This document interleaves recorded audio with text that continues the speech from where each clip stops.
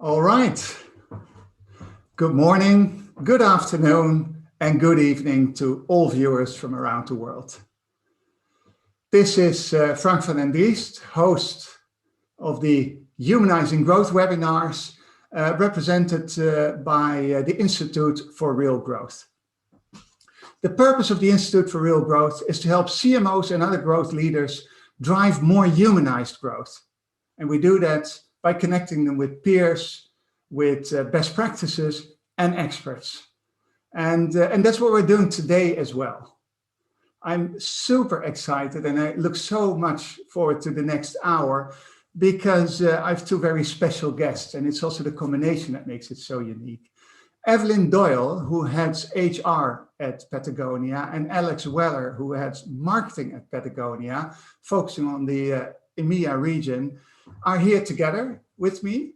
And we're going to talk about how you scale activism, how you scale impact, both internally and externally, and how they can reinforce each other, and what the barriers are that we need to overcome.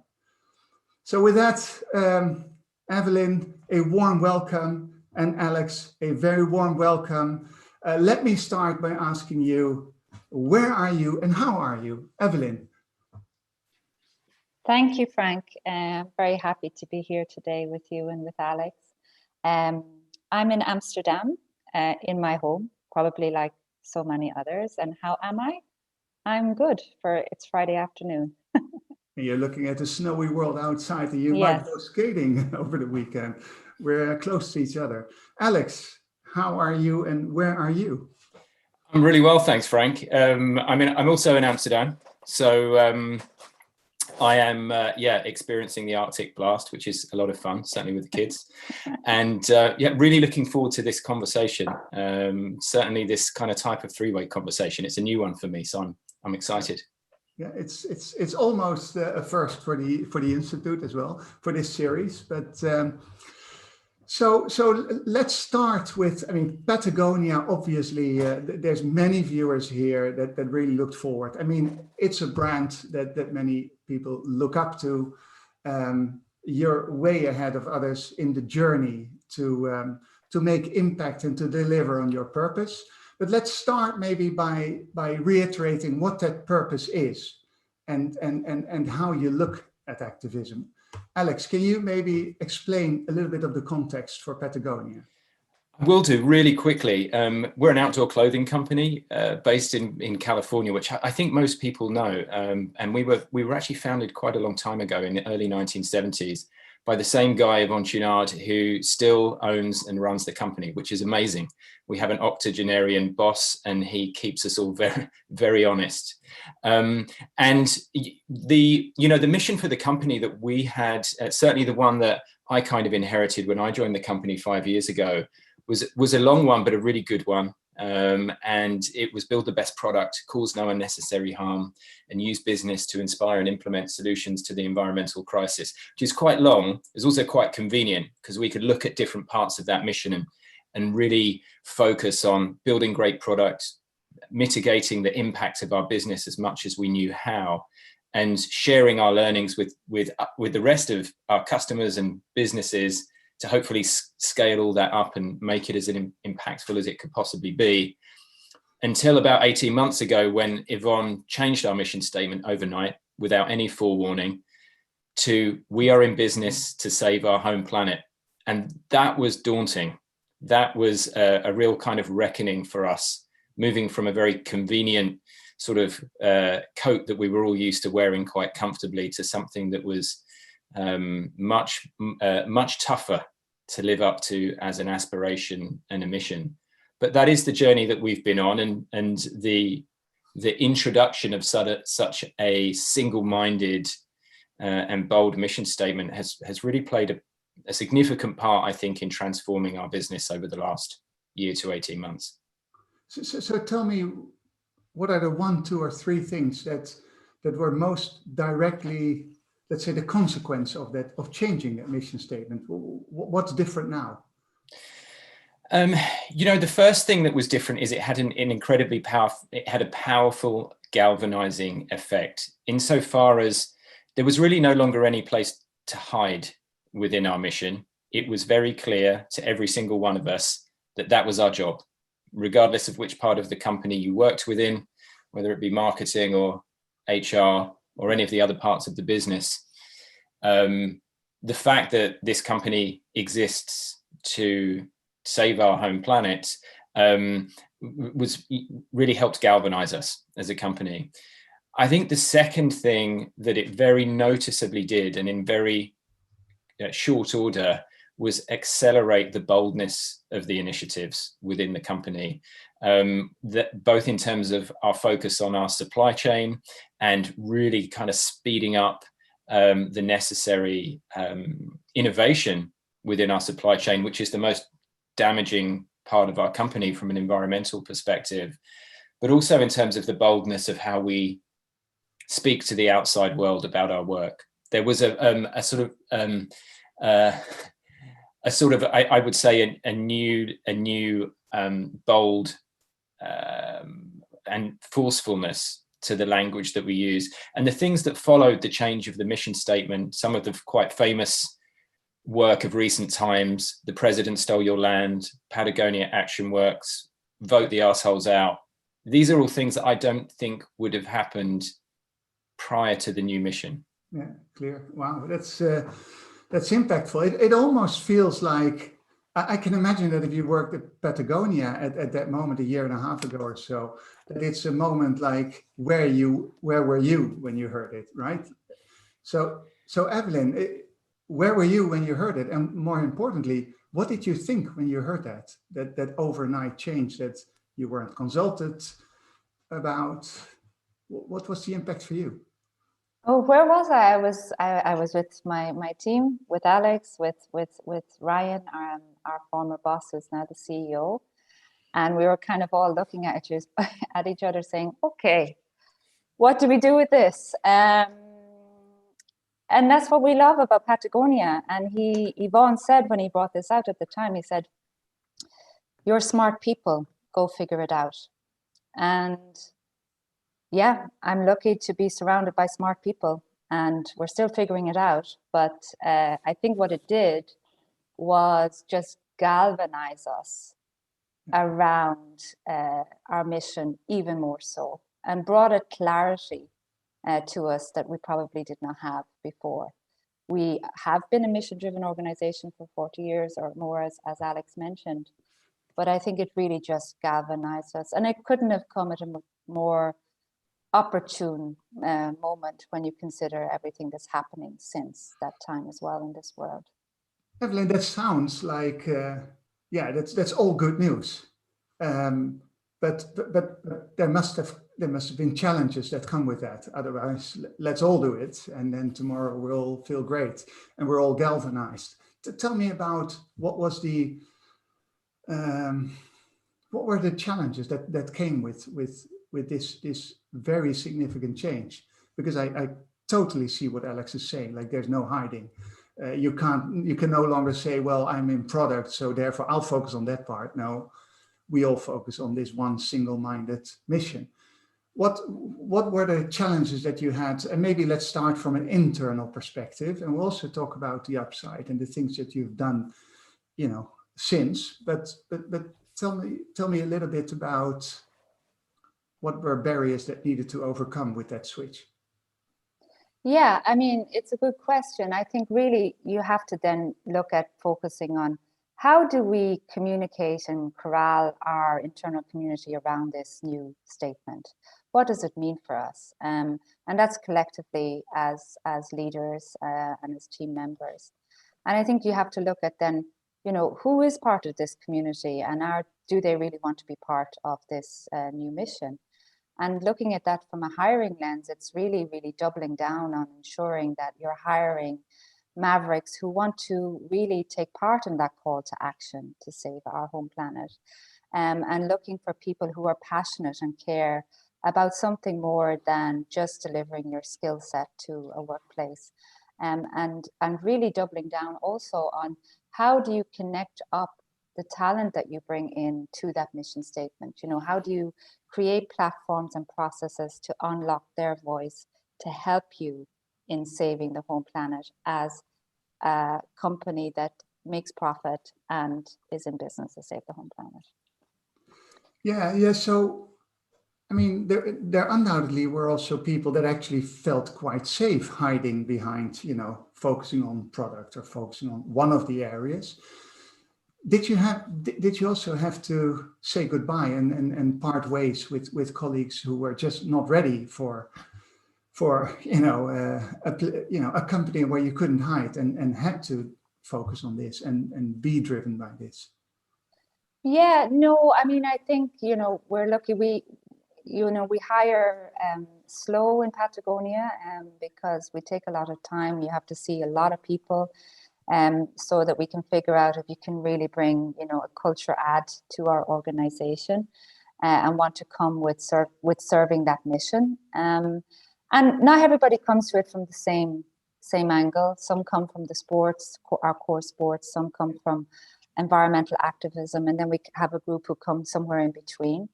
But we have to unlock, overall, do they have a love of, nature and saving the home planet? And I think rather than focusing on, of course, we're like any other organization. Some people want to stay with us, some people don't, because it is confronting to be in a company that asks bigger questions than just, what's in the financial statement. But it was more about nurturing and making people feel that they had a voice, even if that voice came from places like, how, as an accountant, can I relate to we're in business to save our home planet? Some of that came about by unlocking voice within our financial team to see how they could come up with ideas around sustainable banking. And connect with external people on focusing on that. So it's all about how do you connect up the voice that everybody has within Patagonia to our mission. And I think what we concentrated on was more, how do we do that rather than, and creating a safe place for that within our community.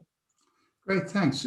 Let's talk more about let's say the initiatives that you undertook. You talked about hiring, and I know you started programs internally. But before we go there, Alex, I have a question for you. And actually it comes from one of the viewers who asked, since the change in the mission statement, what was the impact on the business? Maybe on sales, on orientation also, and focus on sales, for example. Yeah, thanks for that question. And the question of the commercial side of our business and the role of growth within Patagonia is, it's a constant dialogue within the company, as you might expect. We talk about responsible growth, and responsible growth means first and foremost that we're able to take care of all of our most important stakeholders, and that starts with our employees, but it also continues out to our partners, including our supply chain. So building a company that is sustainable, and that includes financially sustainable, is really important. So that's just a sort of, if you like, a foundational context that being financially healthy isn't a bad idea within this company. We're a for-profit company. And the one thing that I have certainly experienced in my time here is that the more strident we are in the things that we care deeply about, the more people are interested in engaging with us. And people choose to engage with Patagonia in a lot of different ways. Some people choose to engage with us by learning how to repair their clothes. For some people, it might be their first interaction with environmental activism of some kind. But for a lot of people, engagement with Patagonia is buying high quality clothing from us. And to a certain extent, being proud that they can symbolize their shared values with us. And so as we have become, I would say, more strident in our sort of and publicly explicit about our mission, our community has grown and our business has grown. But I need to be really clear that at no point have we discussed the coupling of those two facts.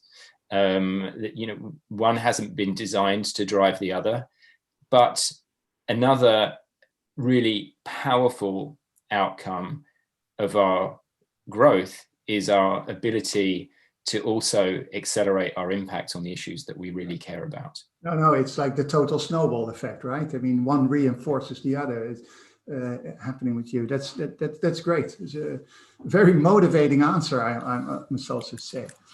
So we're getting a lot of feedback and questions from the audience. We can't cover all of them, but we'll try to cover a number of them at least.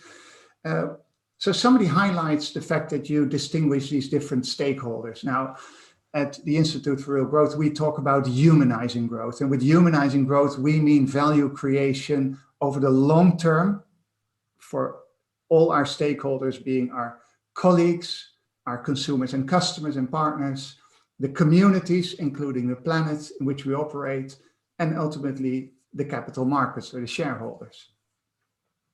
Now, Evelyn, I'm asking you that not with your HR cap on, but is there a sequence or an order in the importance of these stakeholder groups for Patagonia? Like, does one come first? Is it colleagues first, or customers, or planet first, or the shareholders? I think it's planet first, and I think because that's what the DNA, that's the red thread throughout our organization. That's what he bonds. That's what we hold with our core values.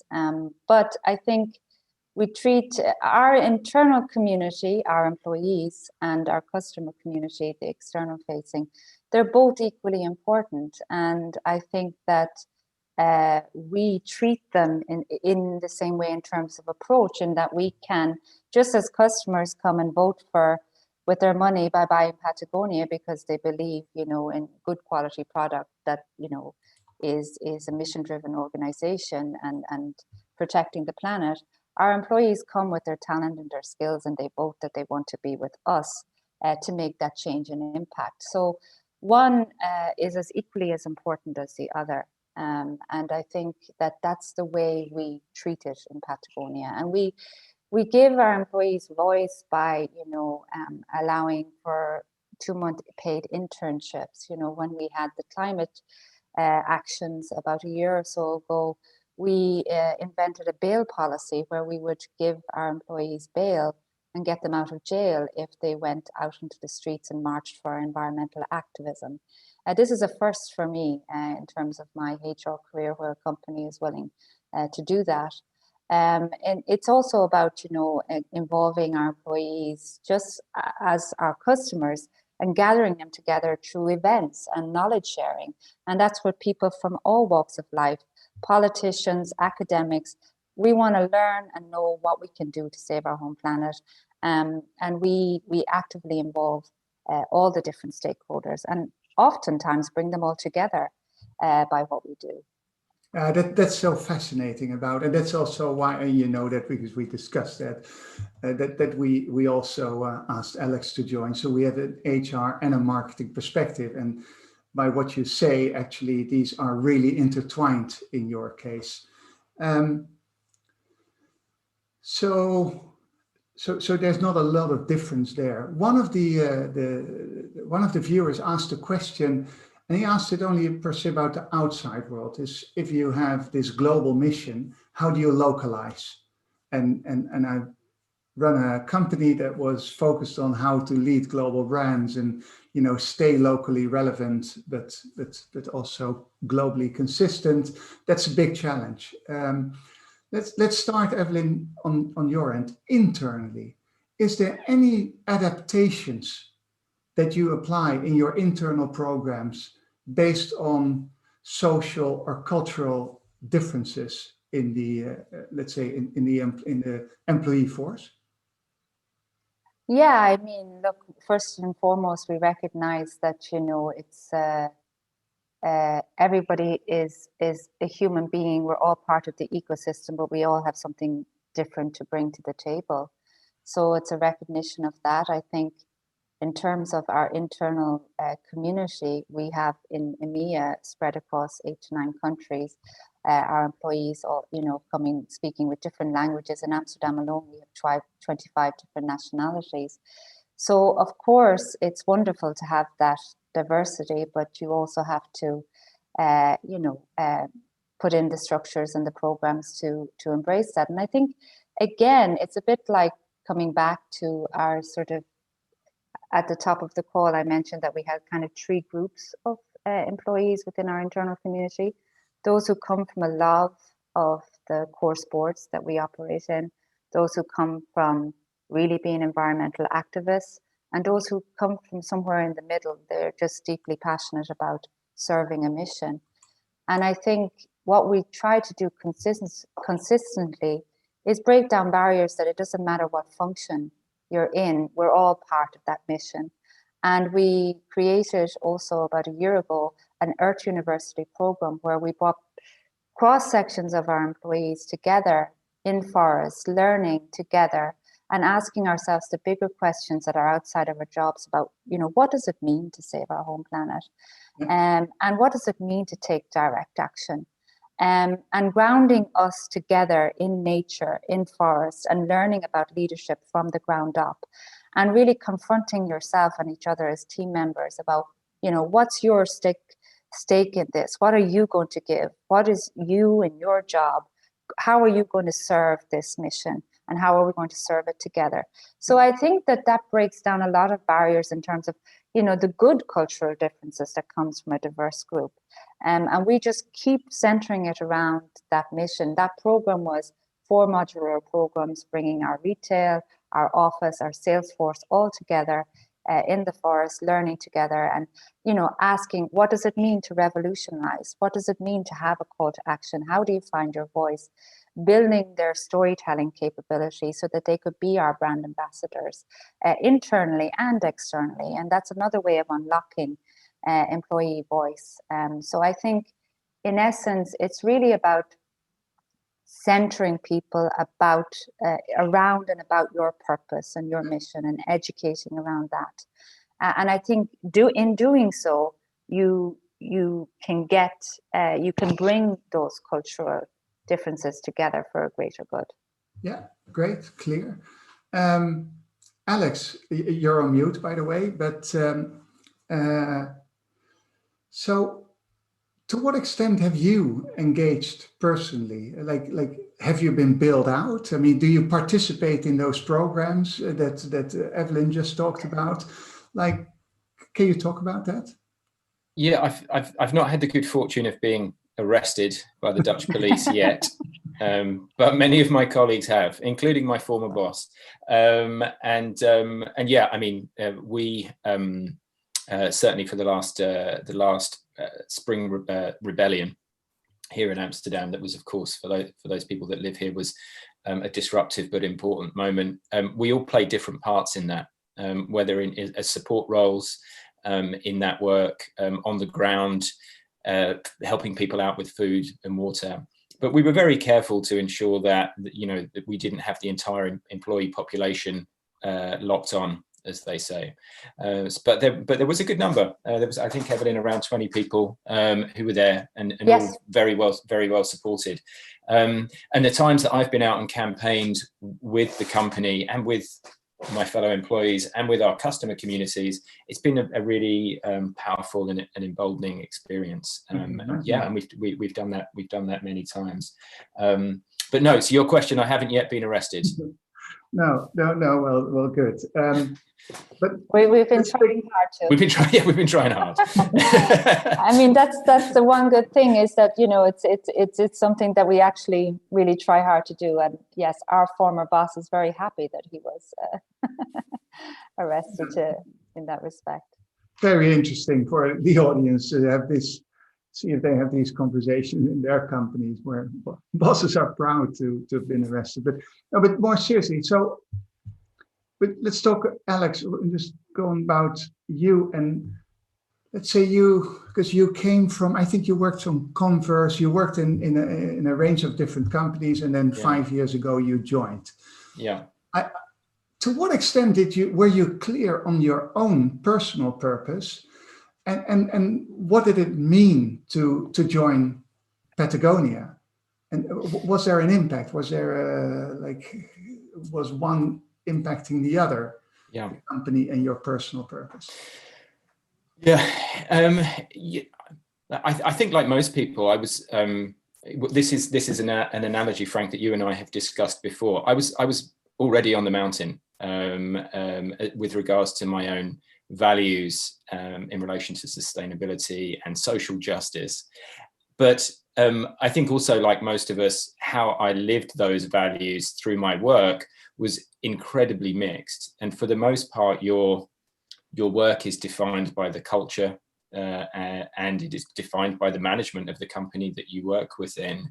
And so moving to Patagonia and really being in an environment and in a culture that actively enabled that value set and encouraged you to apply it not only in your work, but as Evelyn's just explained, through things like marching and campaigning in your own personal life.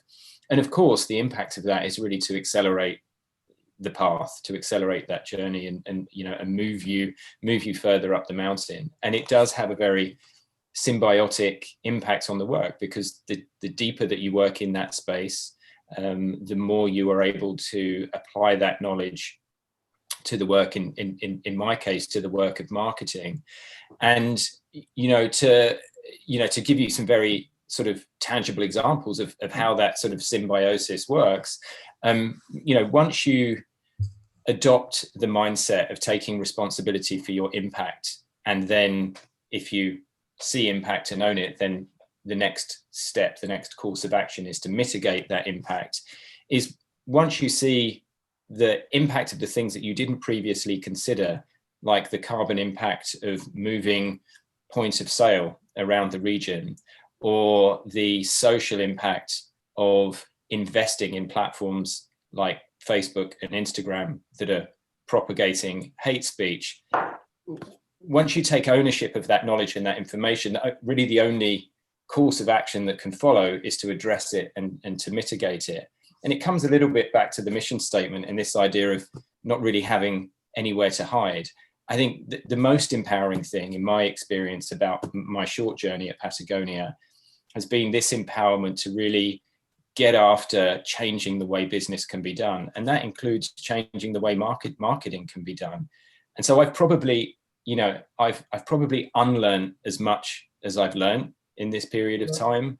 And that's not technical marketing learning and unlearning. It is about meaningfully applying mission to your daily work. No, one of the viewers was also asking, what did you stop doing? And maybe to build on that question, Evelyn, I can imagine that working in a company like Patagonia, you really need to do some soul searching about your own purpose and what are you willing to sacrifice for that and so on. And I was wondering, when you work in such a mission-driven company, in the end, we're all human beings. We like to go to, I don't know, the Caribbean and enjoy the sun there, or visit a rainforest, whilst at the same time, there's impact of flying, or maybe we have a car because we like to visit family but outside where we live, etc. So all these things that what gives and what doesn't. I can understand. I would believe that in a company like Patagonia, that's really a big topic. Does HR play a role? Like, do you foster those conversations with each other and the soul searching maybe that people have to do? Oh God, Frank, it's a daily, hourly conversation. I mean, I have a little bit of a smile on my face because you mentioned the word sacrifice. We actually talk about sacrifice a lot.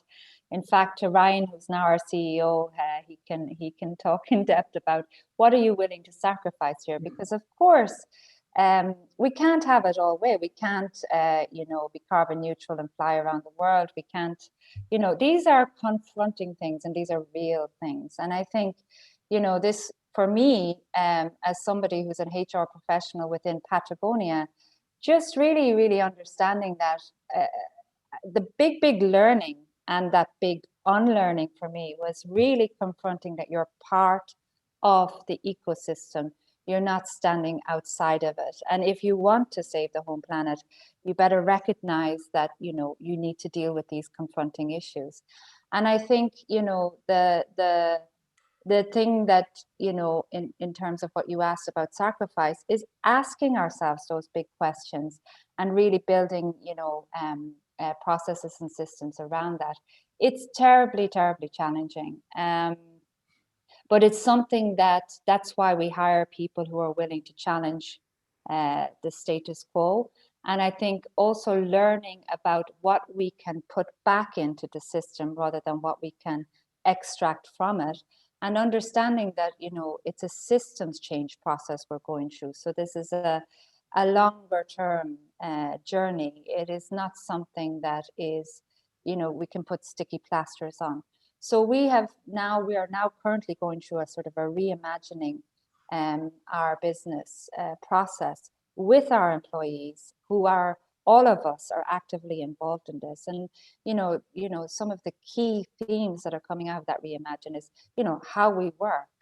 You know, what does justice and equity mean to Patagonia in terms of the future? You know, and also about, you know, where can we scale our impact? And this means like confronting things from, you know, our travel policy to, you know, looking at equity across all fronts in our organization. How far do you go in that? Because I remember working with some people at Heineken, and you know, if you would meet on a Saturday evening a Heineken colleague and he was drinking beer of a competitor, that would be a great thing, right? So to what extent, you know, is there a barrier between, you know, what you do in your private life, if you will, and let's say in your weekend, assuming that you're not working then. So, you know, like Yeah. how do you think about guilty pleasures, maybe in that sense? Like, no, that's a really good question. And I look, first and foremost, I think that Alex would share this point of view with me, is that the one great thing about Patagonia, look, we don't get everything right, and these things are challenging, and we have, you know, everyday problems like every other organization has. But it's the first place I've worked in where there's there's really not a line between the Evelyn I am sitting in my own home and the Evelyn that I am going to work, because, you know, the mission connects up and confronts you so much about, you know, you have to ask yourself your own personal transformation. I think I've gone through a personal transformation in Patagonia as well as a professional one. And I think this is where, you know, the more that we educate on our mission, the more we're getting employees very naturally to sort of ask themselves, well, if I do this in my private life, and if I travel by plane all the time, or, you know, if I really want to protect wild spaces, maybe I have to stay more local. Or, you know, if maybe I shouldn't buy so much clothes anymore. Now, we don't tell people what to do. It's very, very important. Yvonne Chouinard would never really want us to be that sort of a company. We're not a cult. But we hire people who have intellectual curiosity. If you have intellectual curiosity, you're willing to look inside as well as outside. And what we do is try to play to that. Yeah, makes a lot of sense. Alex, let's talk about marketing and engaging the external world in the work that you're doing. What are some of the, let's say, the big initiatives that you're currently working on and really proud about? Can you tell a little bit to the audience about that? I would love to. I mean, there's a lot. There's always a lot. There are many layers to the cake, as they say. And at least in part because when we pick things up, we don't usually put other things down. What that does mean is we're very thoughtful about the initiatives that we take on. But when we do take them on, we take them on pretty meaningfully. I think just to kind of rewind a bit from the work itself to maybe the sort of the principles that underline how we connect our customers to the mission of the company. First and foremost, environmental action is underpinned by a deep commitment to protect wild places, to accelerate the energy transition, to accelerate the agricultural revolution, and to clean up our own act, to reduce our own footprint, and in very practical terms, become carbon neutral by 2025. Yeah. Now, how do our customers participate in those sort of pillars of work? First and foremost, we encourage our customers to get into contact with the environmental groups that we support. We are a founding member of something called 1% for the Planet, yeah, which means that 1% of our gross revenue every year goes into a fund, and that fund is distributed to environmental groups via a grant committee, an internal grant committee. We currently grant over 1,000 groups globally, and here in Europe there's around 160 groups, soon to be closer to 200 actually, that we support, and they work on a variety of initiatives. But really the unlock in terms of connecting our customers to that great work took a while to realize, took a while to get to. We created a platform called Patagonia Action Works shortly after the new mission statement, in actual fact. And Patagonia Action... By the new mission statement? Was that initiated or triggered by the new mission statement, or was it? It was certainly part of the wave of bold work that followed the change of mission statement. Absolutely. And the idea with Patagonia Action Works is that we as a business, as a brand, can get out of the way a little bit and introduce environmental activism directly to our customer groups, and to do that in a way that people are really used to behaving now, which is via their phone, via their laptop, via digital tools. And it's proved to be a really powerful way to accelerate the important work of the groups and to enable our customers to sort of realize their values, right, to turn their values into action. And creating pathways to action is a really critical part of how we communicate. So really ensuring that rather than just saying something, rather than just preaching a value, making it clear that there is an action that you can take upon engaging with this thing, whatever that thing might be. I'll talk about one more case study if you'll humor me for a moment, which is a campaign that we have launching in just 2 months from now called We the Power. And again, this is born out of the work that we do within the energy transition, or as we like to refer to it, the energy revolution, and specifically renewable energy communities. So small groups of people getting together to produce and consume their own electricity via predominantly solar and wind. It's an amazing movement. It's one that is lesser known, and one that we believe will play a big part in helping us to achieve the Paris Climate Accord. So we've made a feature-length film called We the Power. It's going to launch in April. But the most important thing is that we've also gone through the work of partnering with all of the federations across Europe who support the renewable energy community movement to build a plan that will not just get people excited, but capture that excitement and convert it into real meaningful action, which means that people will look at their energy consumption behavior and hopefully realize that very simply they can change it by doing something in a slightly different way, and kind of join this important, powerful coalescing movement. And so, the idea of that being somehow marketing, where of course we're using a lot of the tactics of marketing, but really we are using the brand as a platform to accelerate solutions, to get people participating in important societal level solutions. Yeah, it made me think, that's a great initiative, by the way. It made me think of one of the conversations we had before this webinar, is where you said, like, when I entered, I thought that my objective was basically to get people to know and engage as much as with Patagonia as possible. And that at some stage you reframed it. Well, if we're really mission driven, that shouldn't be my objective or my ambition. It should be to have people engage and deliver on the mission or the purpose of the company. I thought it was a very strong reframe.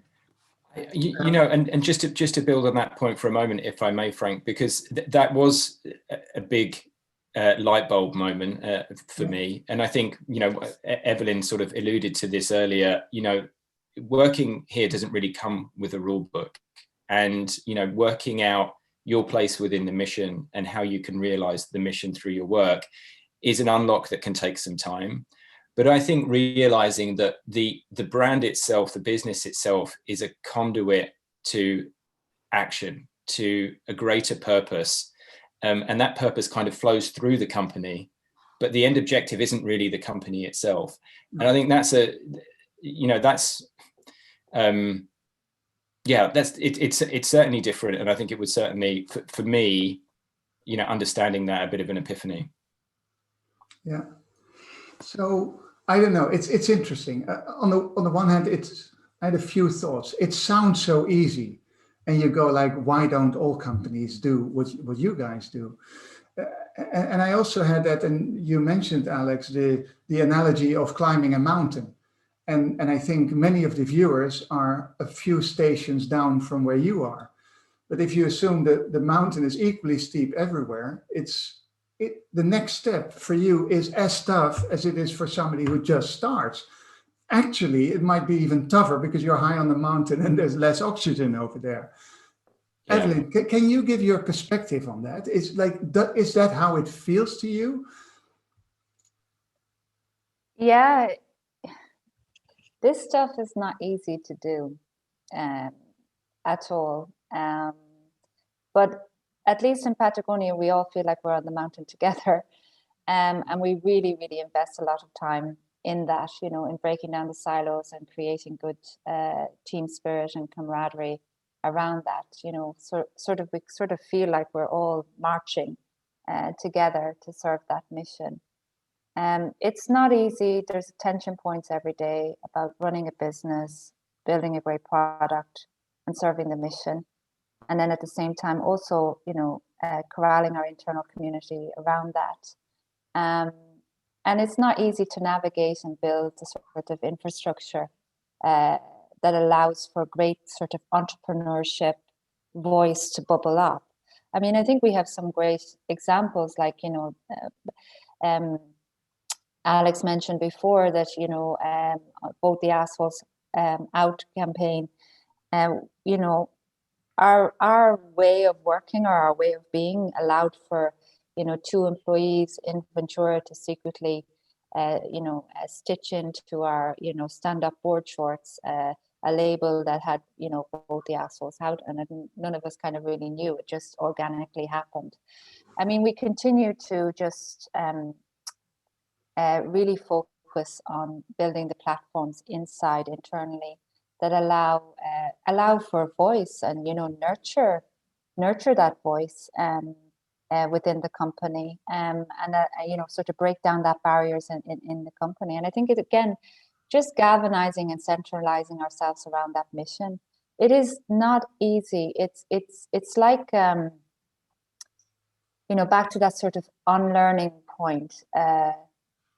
In all my previous roles, apart from the two years I did in an NGO, you know, you were focusing on the bottom line and the shareholder value return. And now everything you do within Patagonia comes with, is this good for the environment, the community we're in, whether that's within our internal community or external community. And that comes with a lot of, you know, discussions and a lot of talking and a lot of meetings. And we actually had somebody new joining us recently, and they said, oh my God, what is all these meetings about? But, you know, it's only through a lot of sort of this democratic debate that we can, you know, confront these big systems change questions.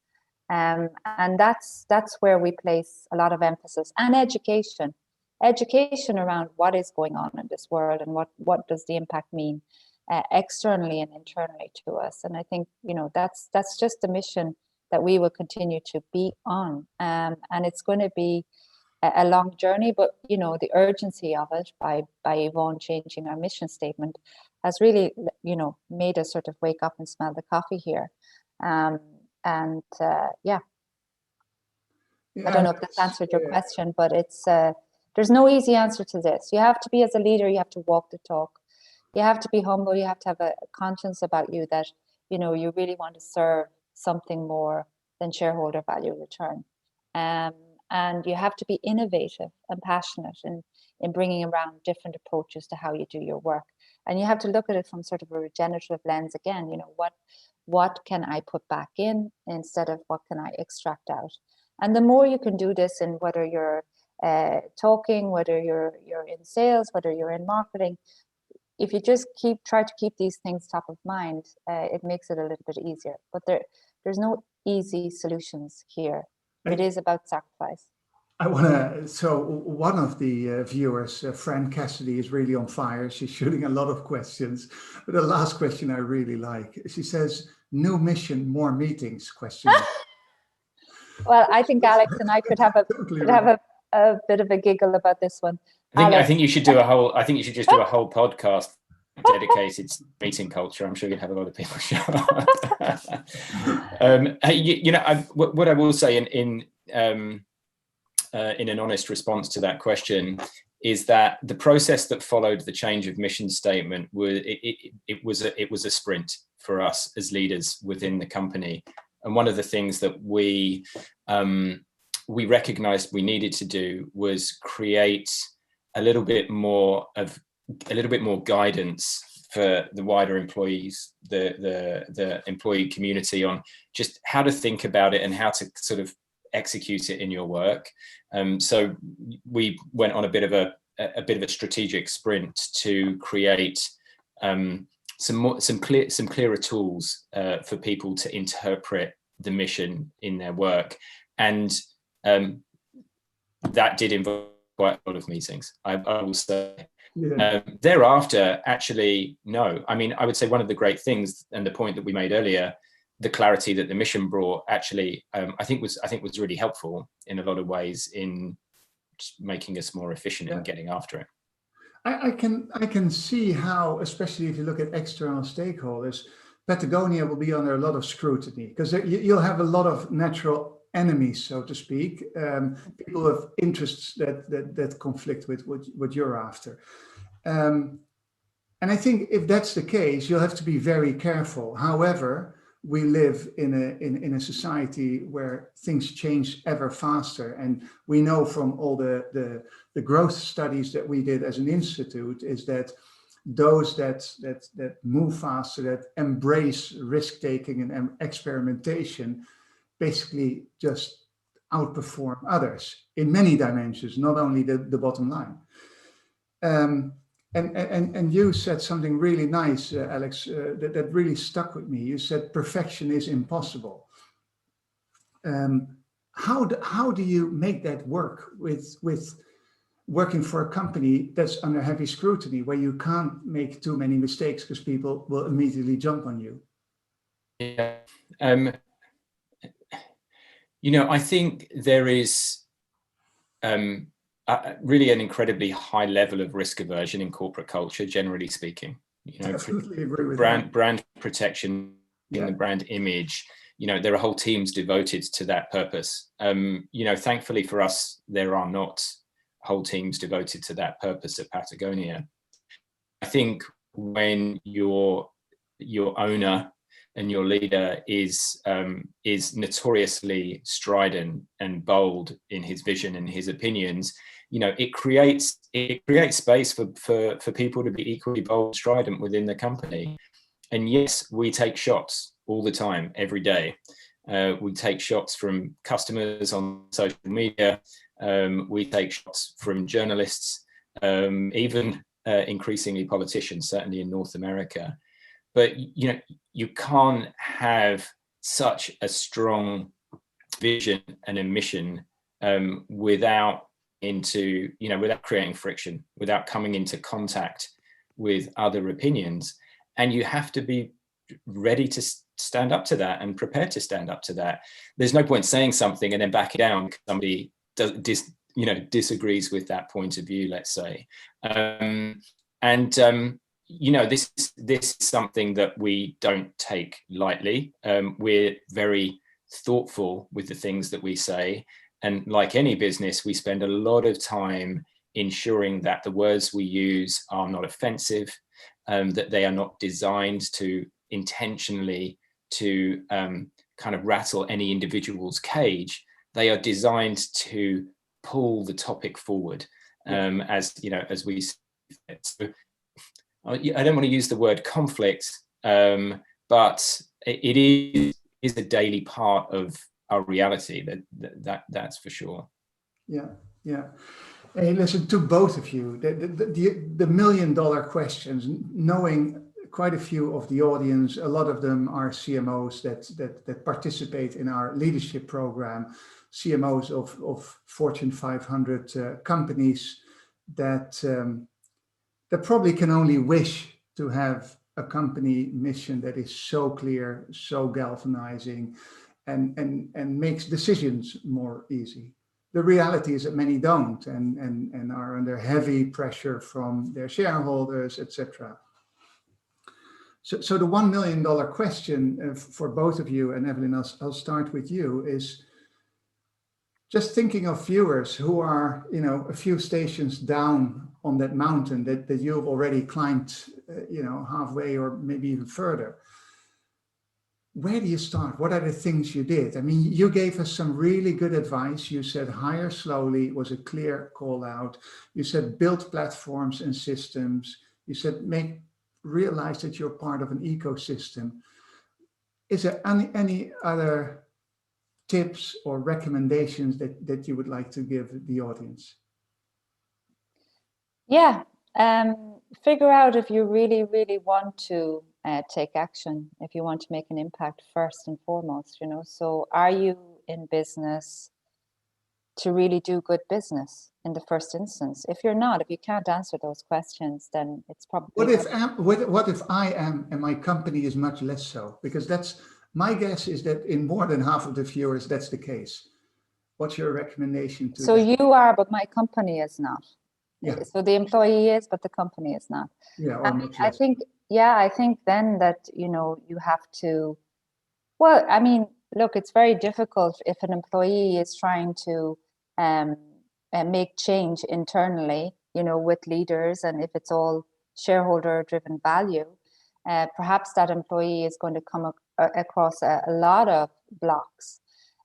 But I think that there's ways you can do that as an employee. To take action is to, you know, bring your whole self to work, you know, to articulate, you know, why, you know, we should maybe do business in a different way. You know, what kind of skill sets beyond, you know, your experience that you can bring to the job to make change. You know, whether, again, back to the example of the accountant, maybe there's a way that we can do this to make it more responsible.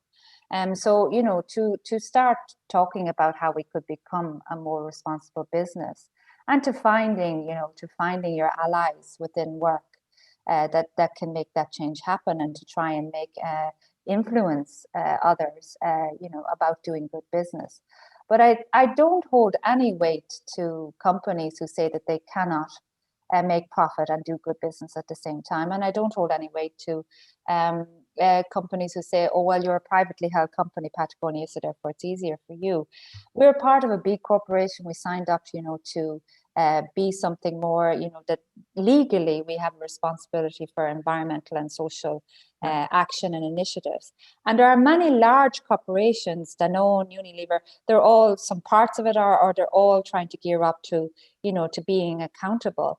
And I think that you can make steps like, look, we as companies extract from the planet.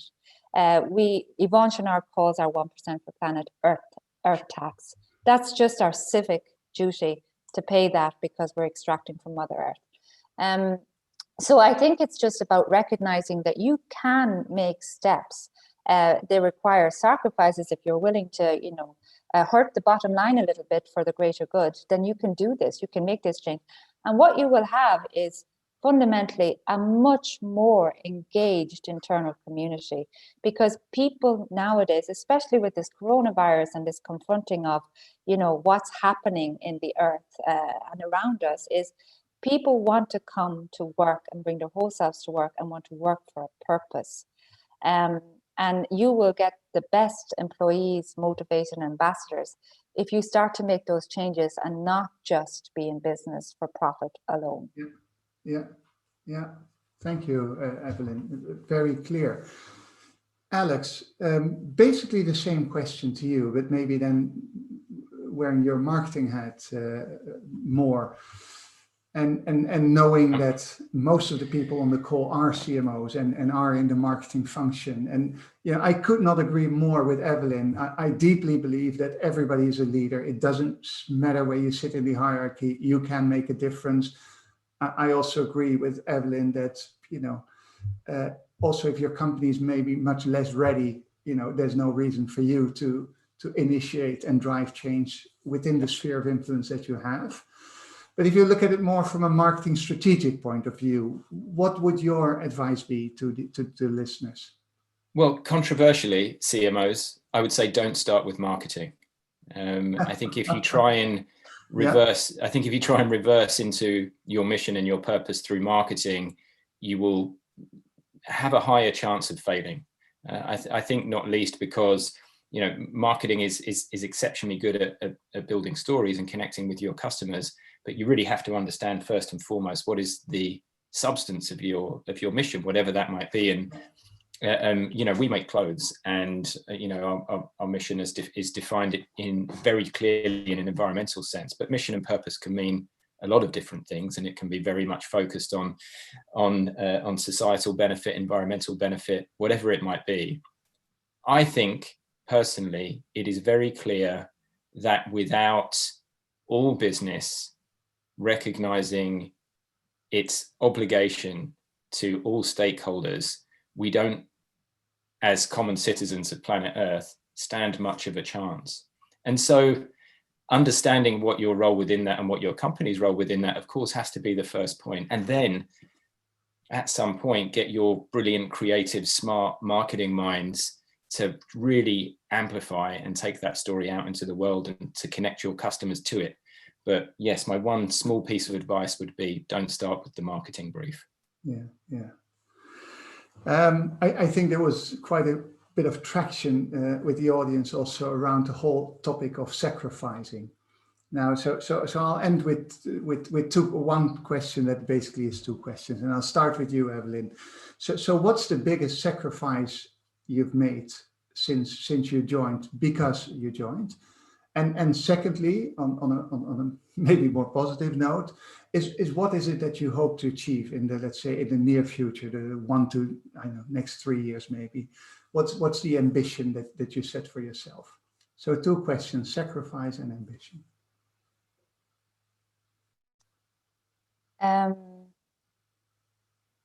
I've opened up Patagonia has opened up Pandora's box for me, and I know that I can't close the lid on it anymore. So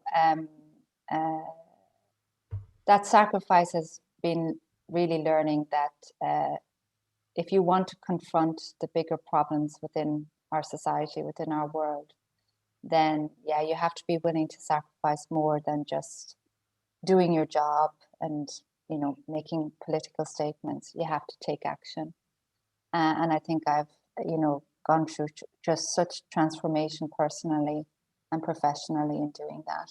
And it's hard work.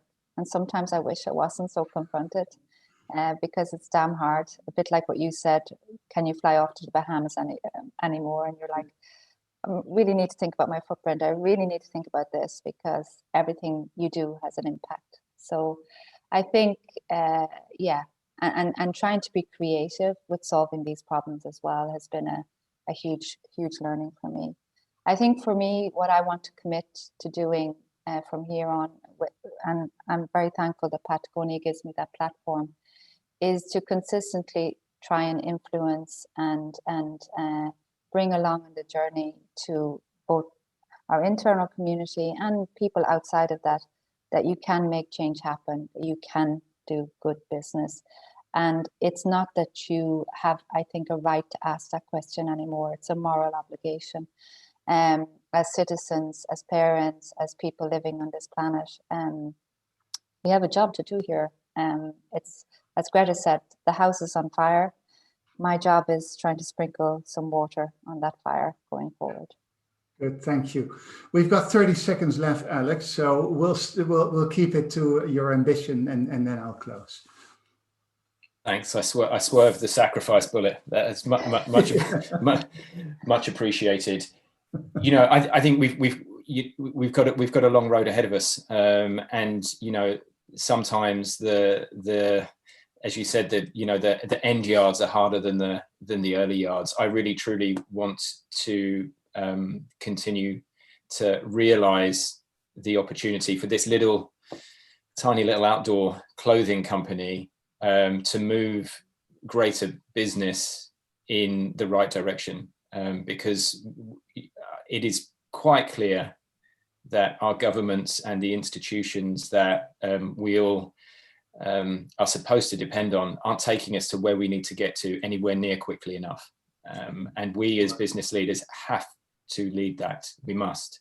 And if I can, in this position, continue to be part of that, then great. Fantastic. Good. Thank you very much. Thank you, Evelyn. Thank you, Alex, for being Thank you, Frank. authentic, and I think also gave a lot of quite helpful insights and learnings for the audience. The audience I want to thank for staying with us, for many questions that unfortunately we couldn't answer all of them. We need a few more hours. I want to close by saying that in 2 weeks, my dear friend and business partner, Mark de Swan Aarons, will talk with the lady who basically runs UNICEF and definitely focuses on all the work with the corporations. Should make for a great conversation, undoubtedly. Hope to see you then. Thank you very much. Have a lovely weekend and stay safe. Bye-bye. Thanks, Frank. Thank you. Thanks a lot.